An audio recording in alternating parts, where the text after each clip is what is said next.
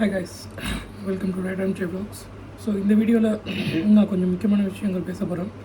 எதை பற்றினா என்னோடய அப்ரிலியா RS457 அதில் நான் ரீசெண்டாக ஒரு இஷ்யூ ஃபேஸ் பண்ணேன். அதில் அந்த இஷ்யூ ரிசால்வ் ஆச்சா இல்லையா, அது எப்படி சுச்சுவேஷன் இப்போ இருக்குது அப்படின்னு சொல்லிட்டு இதில் டிஸ்கஸ் பண்ணுவோம். இது கொஞ்சம் சீரியஸான இஷ்யூ, ஸோ வீடியோ ஃபுல்லாக பாருங்க. சரி, ஐ ஹேட் சம் த்ரோட். ஸோ என்னாச்சுன்னா, நான் வண்டி வாங்கி ஆக்சுவலாக ஒரு 40 days ஆகுது. நான் நேற்று தான் ஆக்சுவலாக வண்டி ஆர்டிஓவில் ரிஜிஸ்ட்ரேஷன் பண்ணுறதுக்கு எடுத்துகிட்டு போனேன். ஏன்னா டெம்பரரி ரிஜிஸ்ட்ரேஷன் பண்ணியிருந்தேன் ஆல்ரெடி. ஸோ நேற்றுக்கு ஆர்டிஓக்கு ரிஜிஸ்ட்ரேஷன் எடுத்துகிட்டு போனேன். வண்டி வந்து ஊரில் இருக்குது. ஸோ நான் வந்து சென்னை வந்துட்டேன். லாஸ்ட் வீக் மூணார் ரைடு முடிச்சுட்டு நான் டைரெக்டாக ஊருக்கு போயிட்டேன். ஊரில் வண்டி வச்சுட்டு நான் ஃப்ரெண்டோட காரில் வந்துட்டேன் சென்னைக்கு. ஸோ நேற்றுக்கு வந்து ஆர்டிஓலேருந்து கால் வந்தோடனே சரின்னு சொல்லிட்டு ஃப்ரெண்டை வந்து வண்டி எடுத்துகிட்டு போக சொன்னேன் ஆர்டிஓக்கு. அவன் போய் ஸ்டார்ட் பண்ணி பார்த்துட்டு வண்டி ஸ்டார்ட் ஆகலை அப்படின்னா.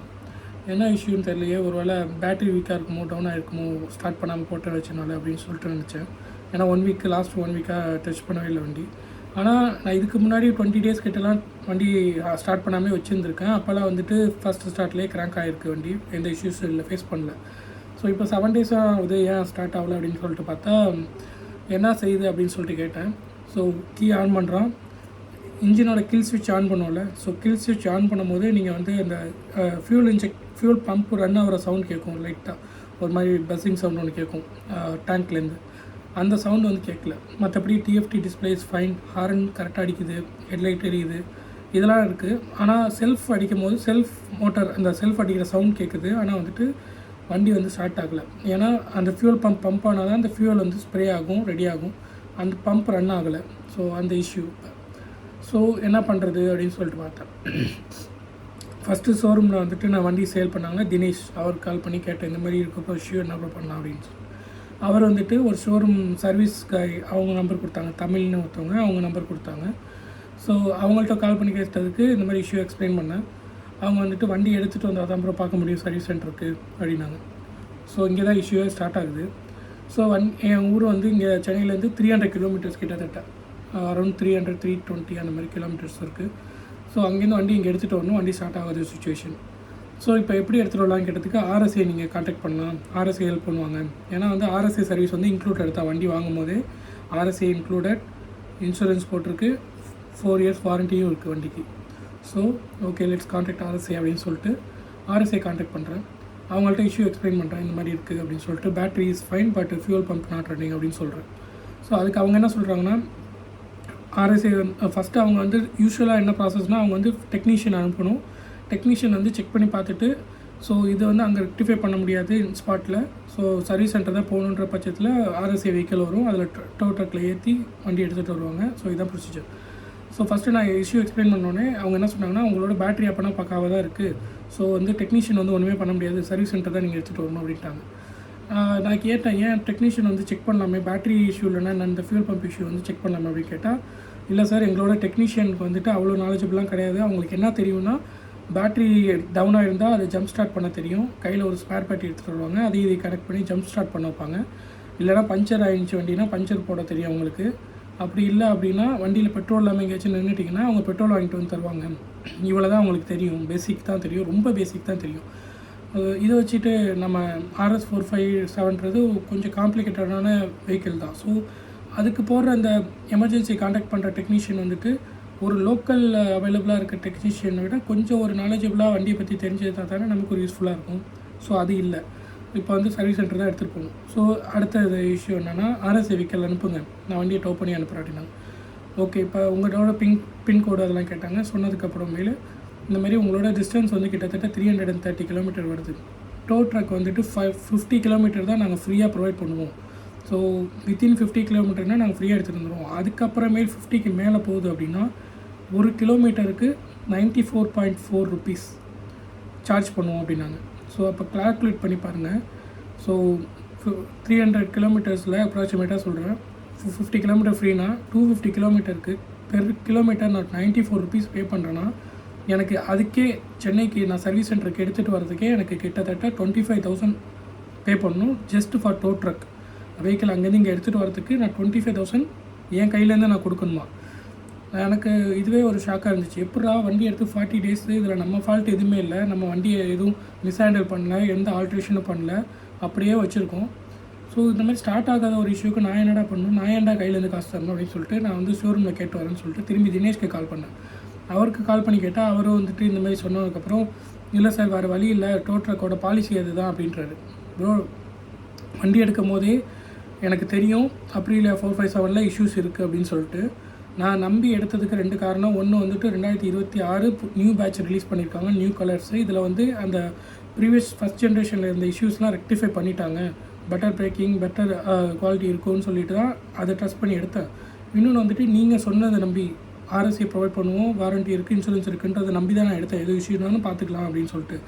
இப்போ வந்து ஜஸ்ட்டு வண்டி அங்கேருந்து இங்கே எடுத்துகிட்டு வரதுக்கு என் கையிலேருந்து எந்த நம்பிக்கையில் ப்ரோ நீங்கள் வந்து என்னை 25,000 பே பண்ணணும்னு சொல்கிறீங்க அப்படின்னு கேட்டால், அவர் சிம்பிளாக சொல்கிறாரு, வேறு வழி இல்லை ப்ரோ, அப்படி தான் பண்ணி ஆகணும் அப்படிங்கிறாரு. Is a joke or what? நான் எதுக்கு 25,000 என் கையிலேருந்து பே பண்ணணும்னு எனக்கு சத்தியமாக புரியவே இல்லை இந்த சுச்சுவேஷனில். ஸோ இது வந்து பரவாயில்ல, நான் வந்து அந்த சுச்சுவேஷனை ஹேண்டில் பண்ணிட்டேன். என்ன பண்ணேன் அப்படின்னா, ஒரு கொரியர் சர்வீஸில் வந்துட்டு வண்டியை இங்கே சென்னைக்கு ட்ரான்ஸ்போர்ட் பண்ணியாச்சு. ஸோ வண்டி இப்போ வந்துக்கிட்டு இருக்குது சென்னைக்கு. ஸோ சென்னை ரீச் ஆனதுக்கப்புறமேல் நான் திரும்பி ஆர்எஸ்ஐ கான்டாக்ட் பண்ணி ஷோரூம் சர்வீஸ் சென்டருக்கு வண்டி எடுத்துகிட்டு போயிடுவேன் ஹப்லேருந்து. ஸோ அதுக்கு எனக்கு இப்போ 2,000 எனக்கு கையிலேருந்து நான் வந்து கொரியர் சர்வீஸ்க்கும் plus 1,000 for packaging and all, அதுக்கும் நான் பேக்கேஜ்லாம் வந்து பக்காவாக பண்ணணும்னு சொல்லிட்டு பபிள் ட்ராப்லாம் வாங்கி ஃபுல்லாக சுற்றி பேக்கேஜிங்க்கே கிட்டத்தட்ட 1,000 ருபீஸ் செலவு பண்ணிடுது.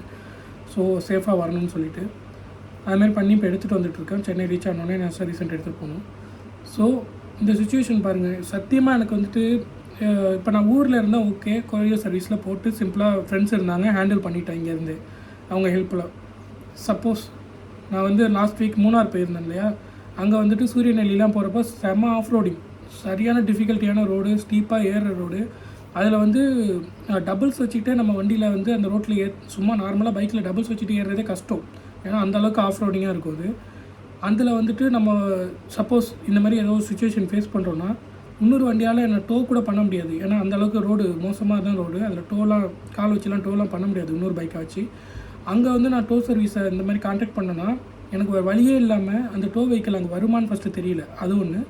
இன்னொன்று வந்துட்டு வந்தால் நான் வந்து வேறு வழியே இல்லாமல் என் கையிலேருந்து 25,000 கிட்ட பே பண்ணுற மாதிரி இருக்குன்னா இது எந்த வகையில் எனக்கு யூஸ்ஃபுல்லான சர்வீஸ்? நான் இதை எப்படி ஹேண்டில் பண்ணணும்னு எனக்கு தெரியல ஆக்சுவலாக. இந்த மாதிரி ஏதாச்சும் ஒரு நெட்வொர்க் இல்லாத ஏரியாவோ இல்லைனா இந்த மாதிரி ஏதாச்சும் ஒரு இன்டீரியர் ஏரியாவில் போய் மாட்டுறேன் அப்படின்றப்போ இந்த மாதிரி ஒரு சுச்சுவேஷன் நடக்குதுன்னா கம்பெனி தானே அதை சப்போர்ட் பண்ணி தரணும்.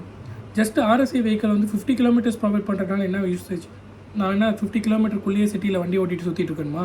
எப்படா இஷ்யூ வரும், இவங்க ஃப்ரீ ஆஃப் சர்வீஸ் ப்ரொவைட் பண்ணுவாங்க அப்படின்னு சொல்லிட்டு 50 கிலோமீட்டர் சுற்று வட்டாரத்துலேயே நான் வந்து வண்டி ஓட்டிகிட்டு இருக்கணுமா தினைக்குமே? இது எப்படி வந்துட்டு ஒரு நல்ல இதுவாக இருக்கும்னு எனக்கு தெரியல.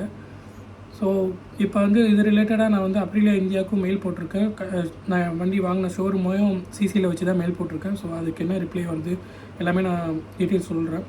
ஸோ இது ரிலேட்டடாக நான் அப்ரிலியா கஸ்டமர் கேர்கிட்ட பேசினது, ஷோரூம் அவங்க தினேஷ்கிட்ட பேசினது, சர்வீஸ் கேர்கிட்ட பேசினது எல்லாமே என்கிட்ட ரெக்கார்டிங்ஸும் இருக்குது. In case if required I can provide that.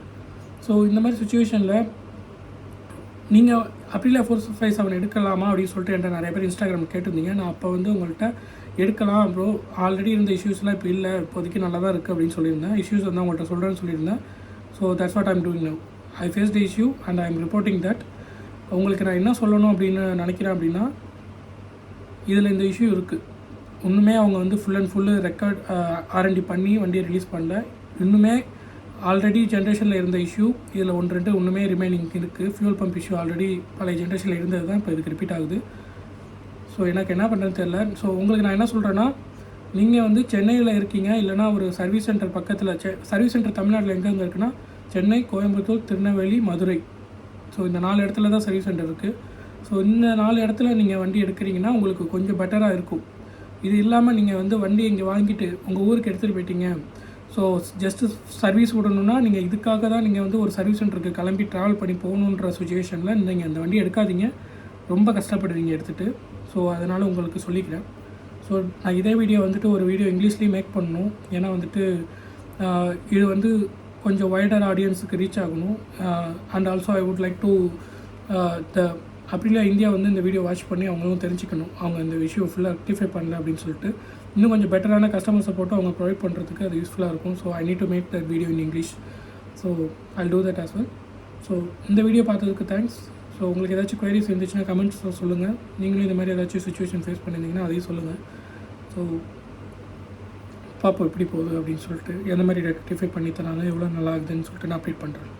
So thanks for வாட்சிங் the video. Subscribe to the channel. Right Ramji.